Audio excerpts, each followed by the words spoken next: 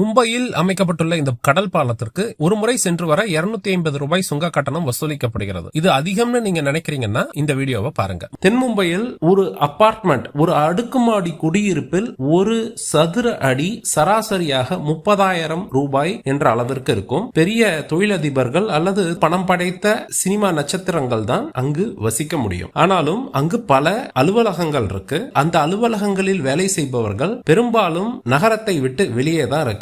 காரணம் என்னன்னா, யாராலும் அவ்வளவு பணம் கொடுத்து ஒரு வீடு வாங்க முடியாது. அங்கு ஒரு குளியலறை வாங்கக்கூடிய அளவிற்கான பணத்தில் சென்னையில் ஒரு வீடே வாங்கிவிடலாம். இங்கு வேலை பார்ப்பவர்களால் கனவிலும் வீடு வாங்குவதற்கு சாத்தியமற்ற ஒரு சூழல் நிலவுகிறது. அப்படிப்பட்ட இடத்தில் வேலை செய்பவர்களுக்கு குறைந்த விலையில் வீடு வேணும் அப்படின்னா இந்த பாலத்தின் வழியாக அவர்கள் இந்த இடத்திற்கு வந்தால் குறைந்த விலையில் வீடுகள் அவர்களுக்கு இருக்கு. இங்கு வேலை பார்ப்பவர்களுக்கு மாதம் 12,000 ரூபாய் என்பது ஒரு பெரிய பொருட்டாகவே இருக்காது என்பதை நீங்க புரிஞ்சுக்கணும்.